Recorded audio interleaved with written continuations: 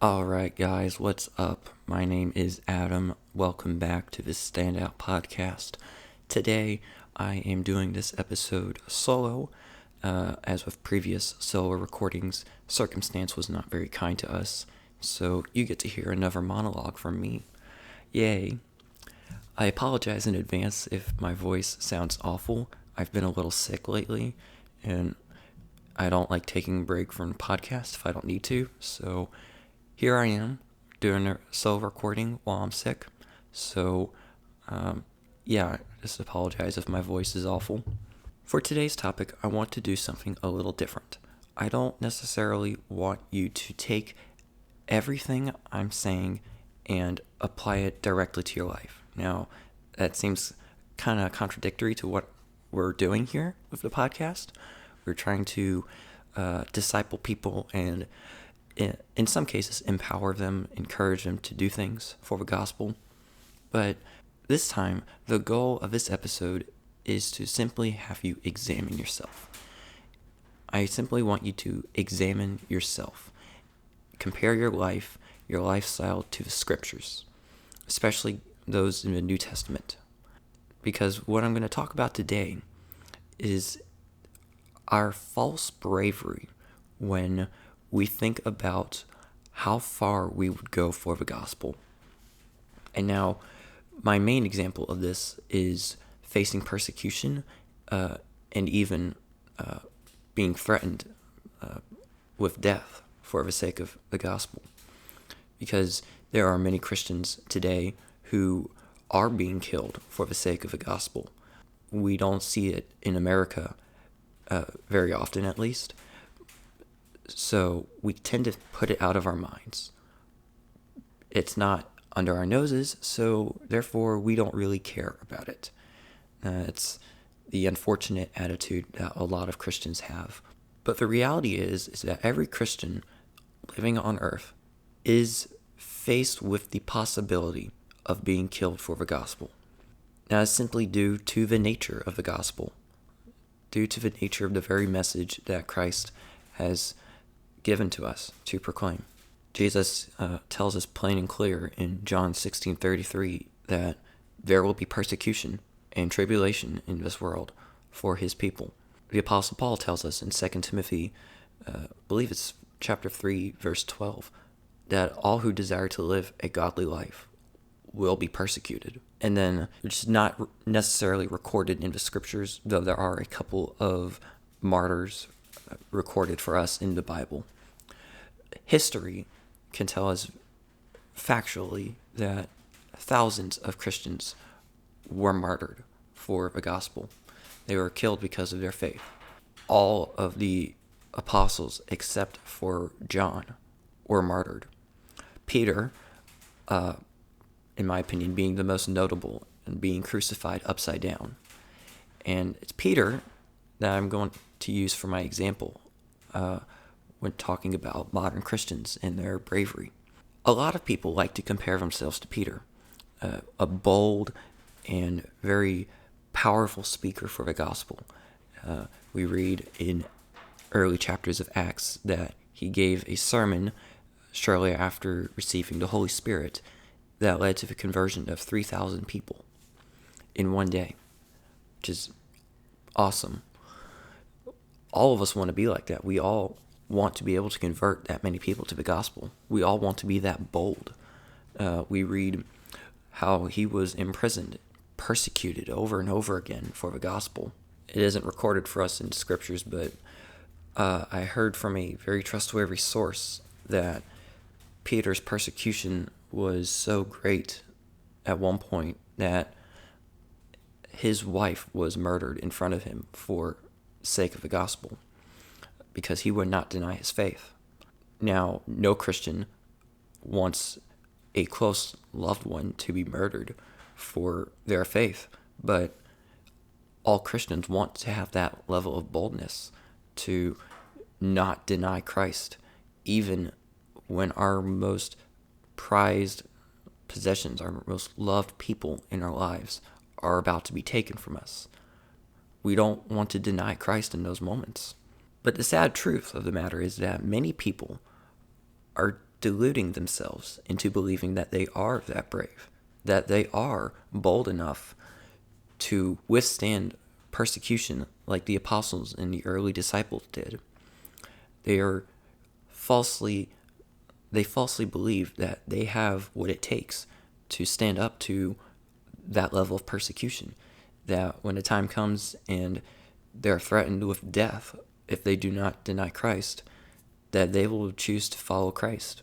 Now, I'm guilty of this as well. I've done this to myself as well, thinking that I'm brave enough to do those same things. But the reality is, a lot of Christians are not. The reality is that all Christians have that ability, that boldness, that bravery to stand up for the gospel in that way. The problem is that people think they automatically have it, that they automatically are brave enough to withstand persecution and death for the gospel because they're a Christian. And unlike salvation and the adoption to the family of God, this boldness does not come instantly. There is a level of boldness that does come with being a Christian automatically. I will not deny that. There is a level of boldness that comes with just saying, I confess and believe that Jesus Christ is my Lord and Savior. There's a boldness to that. But I personally don't think that's the same boldness, the same level of boldness that would say, yes, I will follow Christ my King, even if I am threatened with death. That kind of thing takes time. It takes effort on our part and the work of God, obviously, to get to that point. The apostles, the early disciples, they did not have that level of boldness simply by existing as a Christian. They were studying. They were doing the work of the Lord on earth. They were actively working for the gospel. They spent time in the scriptures. They were testing what was said against the Bible, against what God had said. And as they were studying these scriptures, becoming wiser, more knowledgeable in what God has said, it stuck with them more, and it was giving them boldness. Now that's what we need to do. If we want to be bold enough to withstand persecution for the gospel, then we need to be studying. We need to be reading our Bible. We need to be persevering in God-honoring work.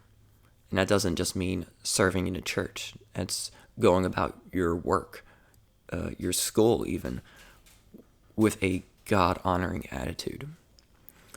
And do it, whatever we're doing, we do it for the Lord. Whatever we're doing, we do it for the Lord. And that makes it a God-honoring work. I mean, obviously there are things, I don't think you could work at a bar and do it for the glory of the Lord, but the idea is if the work itself is not sinful, then you can do it for the glory of the Lord. And you should. You should do it for the Lord.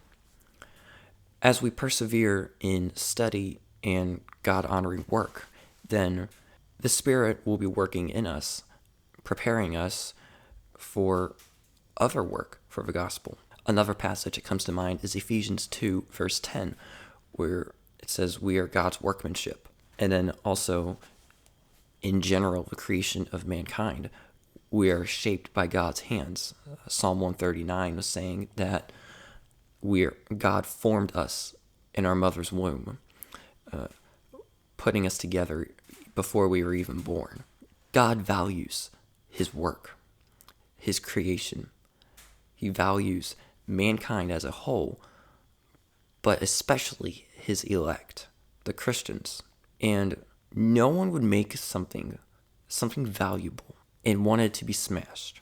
If you were to take, like, let's say you worked in glass, all right, you made ornate glass jars, vases, whatever you call them. You made one and it was beautiful. I've seen a lot of beautiful glass works before. You make this special vase, you put it up. Would you want somebody to come in with a hammer and just smash it? If someone were just take a hammer and just swing it at the vase, would you like it if they just smashed it? Well, no, you you try to stop them. You would try to stop them from destroying your work. And I think that's what God does with us sometimes. Sometimes he does allow us to face hurts, the tribulations and persecutions, but he doesn't allow it to completely shatter the vase. He protects us. He'll help us. And one of the ways he does that is by helping us be bold in those situations. All of these apostles and disciples who were murdered for their faith, their boldness was not of themselves. It was from God. It was a God-given boldness. But we don't receive it if we're just sitting around doing nothing. So we have to persevere and study and work for it. I know that sounds kind of contradictory to a lot of Christian matters, or by grace and not by works only, but faith without works is dead. There needs to be some evidence of a transformed life with faith. Faith by itself isn't really worth anything. There has to be a transformed life with it. And part of that transformed life is working, studying the scriptures. All right, so I've talked a little bit about boldness, what it is, touched on the fact that a lot of us are deluding ourselves, thinking that we have the boldness that it would take to withstand persecution and threat of death. And, to be honest, some people who say they are bold enough to withstand that persecution may be bold enough to do it. They might have what it takes. I'm not going to discount the possibility that there are some American Christians who are bold enough to withstand that type of persecution. I know people who I would think are very bold when facing persecution, in the Christian sense at least. But the reality is, a lot of us aren't bold enough. Now, before I move on, I want to say that this is not a call to missionary work. I am not trying to encourage you or bludgeon you into going to be a missionary, going overseas, putting your life in danger. That is not what this is trying to do. Rather, what I want to do is have you examine yourself. See if when you say or think that you're bold enough to withstand persecution, are you actually bold? Or are you simply being boastful? Are you just full of hot air when you're saying that? Because the reality is, it's just hot air coming out. Okay, I say that in the nicest way possible, but a lot of us are not bold enough. I want to encourage you to examine yourself and see where bravery turns into bravado. Okay? Because many don't seem to know where to draw the line between the two. I have here in my notes written down, many American Christians like to think that they would withstand intense persecution and adversity for the faith, but are easily frustrated and angered at their very easy and Christian-friendly life situation. Despite all the craziness that's going on in our nation, we are still the most Christian-friendly nation in the world. It's just the truth. We have a very Christian-friendly nation that we live in. We have freedom of speech, freedom of religion. Yes, both of those might be going away soon, but at the time of this recording, we have the freedom of speech and freedom of religion. And that's something that almost everybody takes for granted. We are not being hunted down, killed in the streets because we're trying to go to church. It is not illegal for us to go buy a Bible. We don't have to fear for our life going to fellowship with other believers simply because we believe in Jesus Christ. We live in the most Christian-friendly nation in the world, and that may not seem like it due to all the craziness, all the anti-Christian, anti-biblical stuff going on. But it's still the best nation in the world where we can be a Christian because we have that freedom of religion. We've all been frustrated and angered at financial situations, at situations that some people would love to have. We go through a financial situation and we think, in all honesty, it is a tribulation that God might be putting you through. But we automatically think it's the worst. Your life could be at stake here. It's just money, okay? You could be in persecution that is literally threatening you and your family's lives. We think about people who, in recent times, have been killed for their faith. I put down in my notes here the 5 men who went to Ecuador and were martyred. Names Jim Elliot, Nate Saint, Ed McCully, Peter Fleming, and I hope I pronounce this right, Roger Udarian. They are recent examples of boldness. Their grandchildren are still alive. Their children might even be still alive today. I was lazy. I didn't put down the dates in my notes.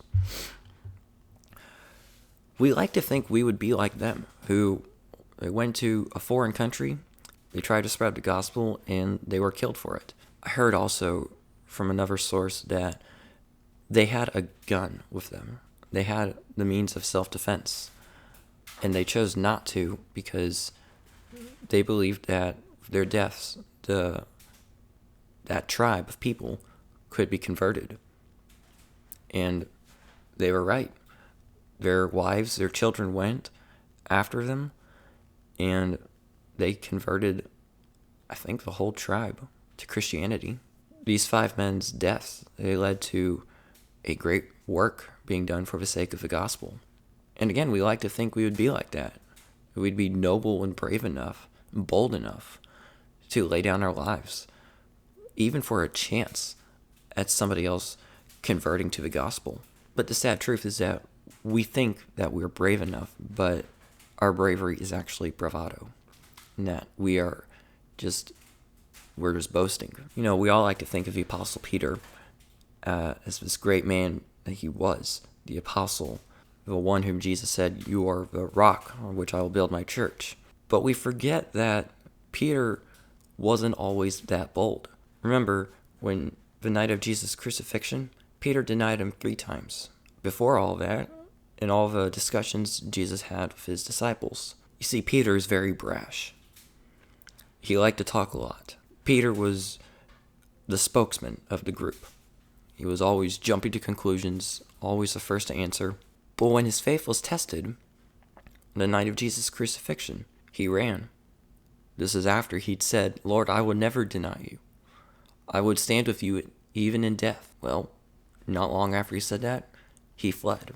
We later read he was redeemed, he was forgiven, and again, reading through Acts, he did some very great things for the gospel. He was one of the greatest of the 12. And then, as I said earlier, history said that Peter was crucified upside down. Even his wife was murdered in front of him because of his faith. So don't be discouraged if, upon self-examination, that your bravery is actually just boasting, because God can turn that around. God can give you bravery, that boldness for the gospel. Just pray for it. Pray, ask God to give you boldness, and He will. It probably won't be just an outpouring of boldness and power like He did with the early church, the Spirit descending on them, visible tongues of fire. But you never know. Don't get your hopes up on that. When God gives you boldness, it will come in little bits, little pieces. It won't be you're kind of a coward today, you pray for boldness, tomorrow you're ready to go to Africa and die for the gospel. But pray for boldness, and God will give it to you. He will empower you to be bold for the gospel. He will give you the boldness, the wisdom to stand up when people are pressuring you for your faith. They'll help you defend the gospel and give that answer when persecuted. But know that when you pray for boldness, which we should be praying for boldness. When we pray for boldness, God won't give us boldness. He will give us opportunities to grow in boldness. And that means He'll be testing our boldness. Our boldness will be put to the test. We will be put in situations where we need boldness, where we need to be bold. And that's how we grow in boldness. It's saying you have to walk before you can run. That's kind of what growing in boldness is. We gotta walk before we can run. Before we can go be a missionary and be ready to be killed for the sake of the gospel, we have to stand up for it at school when people make fun of us because we're Christians. It's just having a gospel conversation with cashier at Walmart who isn't a Christian. Again, we should be praying for boldness. We should be praying, asking God to strengthen our resolve and our boldness for the gospel. Because while we are called to be meek and humble, we are not called to be timid. We aren't to be scaredy cats who run and hide when we're persecuted. And now maybe you've been listening to this and you are bold for the gospel. It may not be your calling to go be a missionary, put your life in danger for the gospel, but maybe you are bold for the gospel in other ways.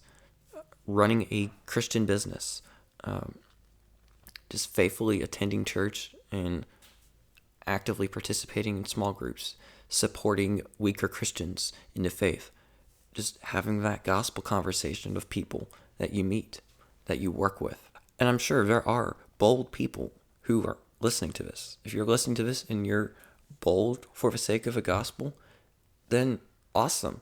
Great work. Keep it up. Keep it up for the glory of the Lord. I would encourage you, persevere in the faith and in your study of the scriptures. Remember, with being good at what you do, you'll have more to come. So persevere in the faith. Be diligent, frequent in prayer. Be diligent, frequent studying the scriptures. If you're not bold, upon self-examination you see that you're not as bold as you thought you were, then what I would encourage you to do is begin a more in-depth study of the Bible. Begin studying, reading the Bible a lot more. The Bible in a year reading plans are good, but maybe consider stepping it up to read in 5 or 6 months. Trust me, it's actually much easier than you think. Just remember that I'd like to say again, this is not to bludgeon you into doing missionary work. This is simply to get you to examine yourself. Examine yourself and see if what you have as bravery is not just bravado. It's not just boasting. Because it's when we delude ourselves with pride. And this is not just about boldness for the gospel. This is in general for the Christian life. When we are deluding ourselves, that is our pride setting us up for a very hard fall. Pride goes before a fall. And if we are deluding ourselves with our pride, not just living in pride, but deluding ourselves with our pride, then we are in for a very tough fall. Ladies and gentlemen, thank you for watching this episode. I know it was a sort of long one with me doing all the talking. Appreciate if you're still listening. If you have not, please like and subscribe to the channel, this video, share with your friends. We appreciate the support. Y'all have a good day and continue in the good work of the kingdom. Adios.